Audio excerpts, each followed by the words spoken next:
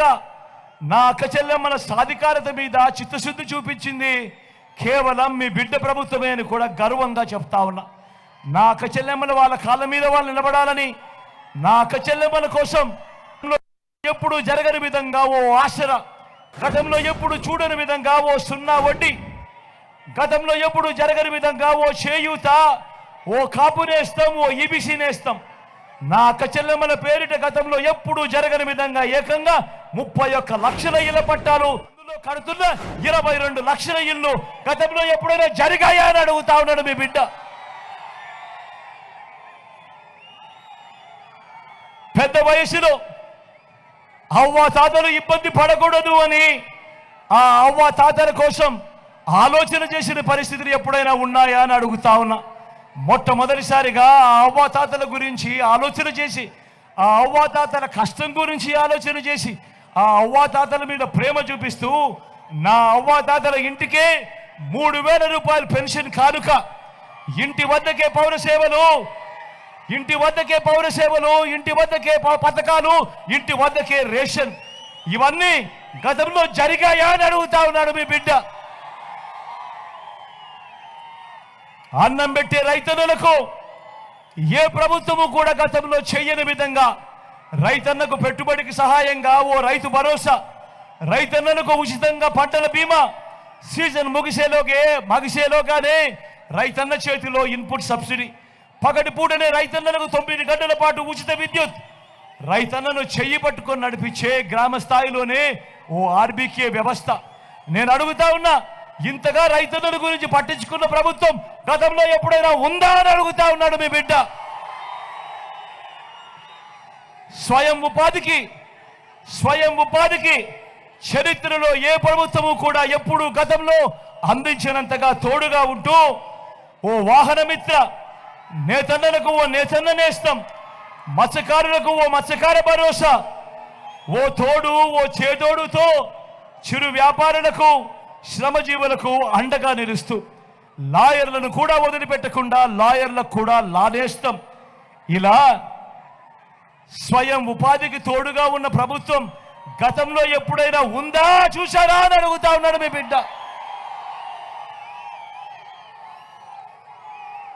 పేదవాడు అప్పుల పాలయ్యే పరిస్థితి రాకూడదు, వైద్యం కోసం ఆ పేదవాడు ఇబ్బందులు పడే పరిస్థితి రాకూడదు అని మొట్టమొదటిసారిగా విస్తరించిన 25 లక్షల దాకా ఉచితంగా ఈరోజు ఆరోగ్యశ్రీ, పేదవాడికి ఆపరేషన్ అయిపోయిన తర్వాత కూడా చెయ్యి పట్టుకొని నడిపించే ఓ ఆరోగ్య ఆసరా, గ్రామంలోనే ఈరోజు కనిపిస్తూ ఉంది ఓ విలేజ్ క్లినిక్, గ్రామానికే ఈరోజు ఒక ఫ్యామిలీ డాక్టర్ కనిపిస్తూ ఉన్నాడు, ఇంటికే వస్తూ ఉంది వైద్యం ఆరోగ్య సురక్షతో. ఇంతగా పేదవాడి వైద్యం గురించి ఆలోచన చేసిన ప్రభుత్వం గతంలో ఎప్పుడైనా జరిగిందా అని అడుగుతా ఉన్నాడు మీ బిడ్డ. ఆలోచన చేయమని అడుగుతా ఉన్నా. వీటి అన్నింటితో పాటు ఏ గ్రామానికి ఎవరు వెళ్ళినా కూడా ఆ గ్రామంలో అక్కడే కనిపిస్తుంది 600 రకాల సేవలు అందిస్తా ఉన్న ఓ గ్రామ సచివాలయం. అదే గ్రామ సచివాలయంలో 60-70 ఇళ్లకు ఇంటికే వచ్చే వాలంటీర్ సేవలు. ఆ సచివాలయం నుంచి 4 అడుగులు వేస్తే అదే గ్రామంలో అక్కడే ఓ ఆర్బీకే వ్యవస్థ కనిపిస్తుంది, రైతన్నను చెయ్యి పట్టుకొని నడిపిస్తూ. మరో 4 అడుగులు అదే గ్రామంలో ముందుకు వెళితే ఓ విలేజ్ క్లినిక్ కనిపిస్తుంది, ప్రతి పేదవాడికి ఈ ప్రభుత్వం అండగా ఉంది అని చెబుతూ. అదే గ్రామంలోనే మరో 4 అడుగులు ముందుకు వేస్తే నాడు నేడుతో బాగుపడ్డ ఓ ఇంగ్లీష్ మీడియం స్కూల్ కూడా కనిపిస్తుంది, ప్రతి తల్లికి ప్రతి పిల్లాడికి వాళ్ళ మేనమామే ముఖ్యమంత్రిగా ఉన్నాడు అని చెప్పి తెలియజేస్తూ.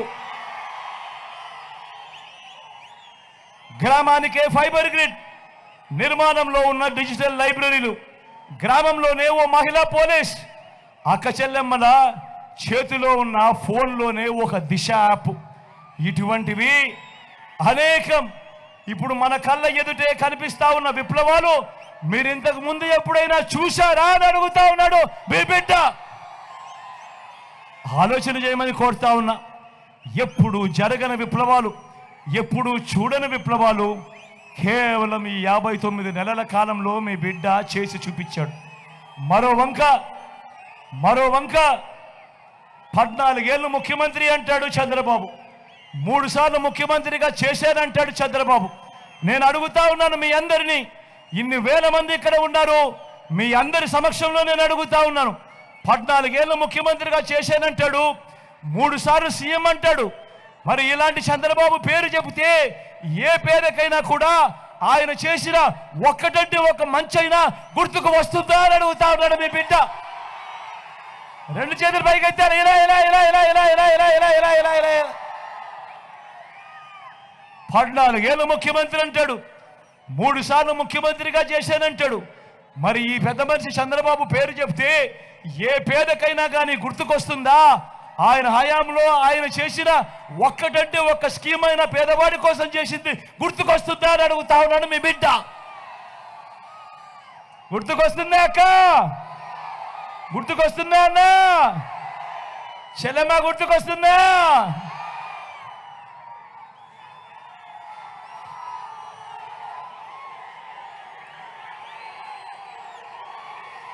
ఇలా అధికారంలోకి వచ్చేదాకా అబద్ధాలు, మోసాలు.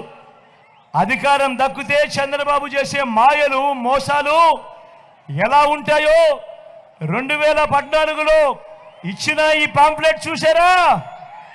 ఇచ్చిన ఈ పాంప్లెట్ చూస్తే మీకే అర్థమవుతుంది. గుర్తుందా అక్క ఈ పాంప్లెట్?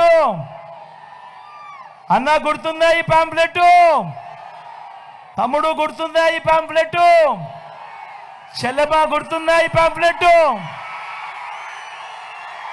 గుర్తుందా అన్న ఈ పాంప్లెట్? గుర్తుందా ఈ పాంప్లెట్? గుర్తుందా ఈ పాంప్లెట్?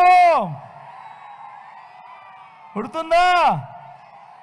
2014లో ఇదే పెద్ద మనిషి చంద్రబాబు నాయుడు ఎన్నికల వేళ ఈ పాంప్లెట్ మీద సంతకం పెట్టి కూటమిలో ఉన్న ఇదే 3 ఫోటోలతో మీ ప్రతి ఇంటికి పంపించాడు. ఈ పాంప్లెట్ పంపించి ముఖ్యమైన హామీలు అని అంటూ మీ ప్రతి ఇంటికి పంపించాడు.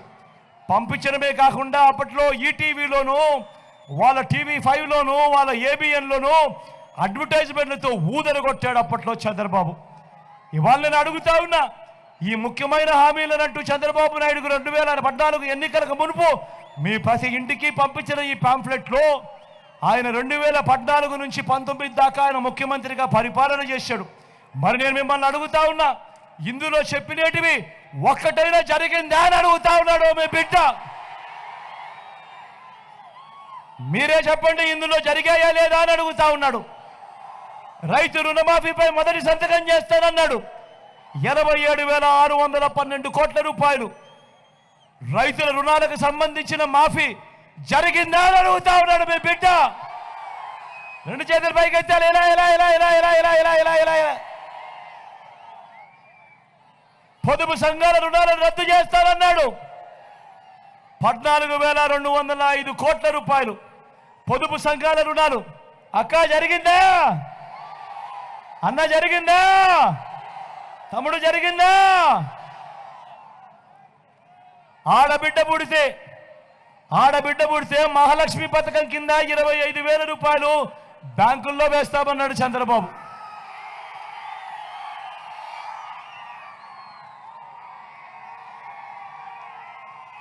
ఆడబిడ్డ పుడితే 25,000 రూపాయలు మహాలక్ష్మి పథకం కింద బ్యాంకుల్లో వేస్తామన్నాడు. నేను అడుగుతా ఉన్నా, 25,000 కదా దేవుడు ఎరుగు, మీ ఏ ఒక్కరి అకౌంట్లో అన్న 1 రూపాయి అయినా వేశాడా అని అడుగుతా ఉన్నాడు మీ బిడ్డ. అక్క వేశాడా? పెద్దమ్మ వేశాడా? చెల్లి వేశాడా? అమ్మా వేశాడా? అన్న వేశాడా? అక్క వేశాడా? అవ్వా వేశాడా?